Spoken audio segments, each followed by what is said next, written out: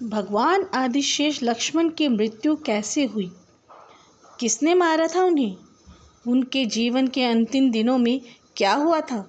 श्री राम ने उन्हें क्यों नहीं बचाया? लक्ष्मण जी की मृत्यु से जुड़ी एक एक घटना को जानने के लिए इस वीडियो के अंत तक बने रहें। ज्ञान विस्तार चैनल में आपका स्वागत है। अगर आपको ये जानकारी अच्छी लगे तो वीडियो को लाइक और सब्सक्राइब करना ना भूलें। इससे हमें और भी अच्छा कार्य करने की प्रेरणा मिलती है। वाल्मीकि रामायण के अनुसार अयोध्या में धर्मपूर्वक प्रजा पालन करते हुए श्री राम को 10,000 वर्ष बीत चुके थे। कुछ समय बीतने के बाद काल तपस्वी का वेश बदलकर अयोध्या आए। उस समय लक्ष्मण राजद्वार पर खड़े थे और लक्ष्मण से बोले, हमें राजा जी से मिलना है। राजा जी से कहो, मैं एक महत्वपूर्ण कार्य से आया हूँ और महर्षि अतिबल का दूत हूँ। लक्ष्मण तुरंत श्री राम जी के पास गए और उस तपस्वी के बारे में बताया कि वे आपसे मिलना चाहते हैं। श्री राम जी ने कहा, तुम उन्हें आदरपूर्वक ले आओ। तपस्वी बोले, श्री राम जी की जय हो। श्री रामचंद्र जी ने उस तपस्वी को आसन पर बिठाया और उससे कुशल पूछने हुए बोले, अब उनका संदेशा बोले जिन्होंने आपको दूत बनाकर भेजा है।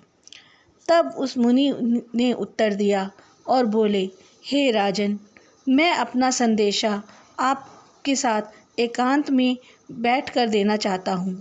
हम दोनों की बातचीत करते समय कोई तीसरा यह सुने तो वह आपके हाथों से मारा जाए। श्री राम ने उनकी बात स्वीकार की और लक्ष्मण से बोले, प्रिय लक्ष्मण, तुम स्वयं जाकर द्वार पर खड़े हो जाओ और द्वारपाल को भी हटा दो। जब तक हम दोनों की बातचीत चले तब तक कोई भी अंदर ना आने पाए। यदि किसी ने ऐसा किया तो मैं उसको स्वयं अपने हाथों से मार दूंगा।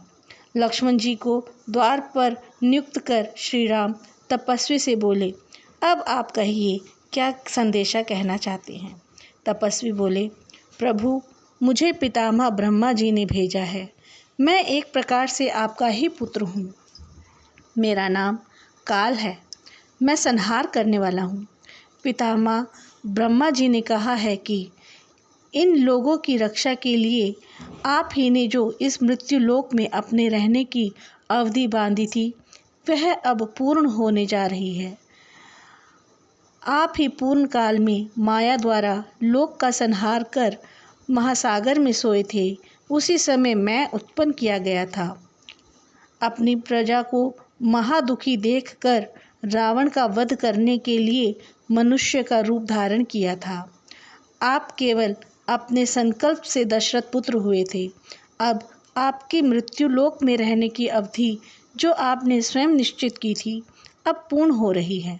यदि आपकी यहाँ रहने की और लोक कल्याण की इच्छा अभी है तो आप और समय तक यहाँ वास कर सकते हैं। ब्रह्मा जी का यही संदेश था। श्री राम बोले, ब्रह्मा जी के ये वचन सुनकर और तुम्हारे आगमन से मैं अति प्रसन्न हूँ। तीनों लोकों का कार्य सिद्ध करने के लिए ही मेरा ये अवतार हुआ था। मैं यहाँ आया हूँ वहीं चला जाऊँगा। अतः ब्रह्मा जी ने जो कहा वो शीघ्र ही होगा। जब श्री राम काल जी से बात कर रहे थे उसी समय श्री राम से मिलने महर्षि दुर्वासा राजद्वार पर आए और लक्ष्मण से बोले, मुझे शीघ्र ही राम से मिलवाओ। ऋषि के शब्दों को सुनकर लक्ष्मण ने पहले तो उन्हें प्रणाम और सत्कार किया और संबोधन करते हुए बोले, हे प्रतापी, मुझे कार्य के बारे में बताएं। आपके आने का प्रयोजन क्या है? मैं आपके लिए क्या कर सकता हूँ? कृपया आप प्रतीक्षा करें, श्री राम व्यस्त है। लक्ष्मण की ये बात सुनकर ऋषि दुर्वासा जी क्रोधित हो उठे और क्रोध की ज्वाला में बोले, अभी के अभी तुम मुझे राम के पास नहीं लेकर गए तो मैं तुम्हें, राम को और पूरे राज्य को श्राप दे दूंगा। मैं भरत के पुत्रों को भी क्षमा नहीं करूंगा और उन्हें भी श्राप दे दूंगा। मैं अपने क्रोध पर नियंत्रण नहीं करने में असमर्थ हूँ। लक्ष्मण ने सोचा, अगर मेरे प्राण के बदले सभी के प्राणों की रक्षा होती है तो कोई बात नहीं। और तुरंत बिना कुछ सोचे समझे अंदर जाकर श्री राम को ऋषि दुर्वासा के आने के बारे में बताया। राम ने महर्षि दुर्वासा से भेंट की और कुछ समय तक दोनों में वार्तालाप हुआ और ऋषि दुर्वासा अपने आश्रम लौट गए।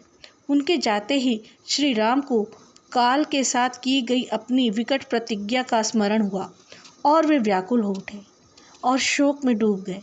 लक्ष्मण जी दुखी प्रभु को देखकर श्री राम के पास आए।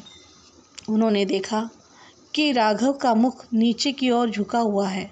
लक्ष्मण बोले, आप मेरे लिए दुखी ना होइए, विधि के विधान को कोई नहीं बदल सकता। आप बिना किसी हिचकिचाहट के मुझे मार डालो, क्योंकि जो पुरुष अपना वचन नहीं निभाता वह नरक का भागीदार होता है। श्री राम ने अपना समस्त मंत्रियों विद्वानों को बुलाकर सब कुछ कह दिया और उनसे सलाह मांगी। ऋषि वशिष्ठ जी बोले, मैंने पहले ही सब देख लिया था। लक्ष्मण जी से अलग होना निश्चय है। आप अपनी प्रतिज्ञा झूठी ना पड़ने दें, इससे धर्म का भी विनाश होता है। तीनों लोकों की रक्षा के लिए आप लक्ष्मण जी को त्याग दें। तब श्री राम ने लक्ष्मण जी से कहा, धर्म में बाधा ना पड़े इसलिए तुम ये राज्य छोड़कर चले जाओ। मैं तुम्हारा त्याग करता हूँ, क्योंकि साधुजन के मतानुसार त्याग और वध एक समान है। ये सुनकर लक्ष्मण जी विकल हुए और आंखों में अश्रु लिए सभा से निकल गए। वे अपने राजमहल में ना जाकर सीधे सरयू नदी के तट पर पहुँचे। फिर आचमन कर हाथ जोड़ समस्त इंद्रियों को निग्रह कर श्वास रोककर योग मुद्रा में बैठ गए। इस प्रकार लक्ष्मण जी को योगाभ्यास में देखते हुए इंद्र, अप्सराएं, देव ऋषियों, देवताओं ने उन पर फूलों की वर्षा की। मनुष्य को दिखलाए ना देते हुए देवराज इंद्र वहां आए और लक्ष्मण जी को शरीर के सहित देवलोक ले गए। संपूर्ण देवता विष्णु जी के चतुर्थ भाग लक्ष्मण जी को स्वर्ग में देखकर बहुत प्रसन्न हुए।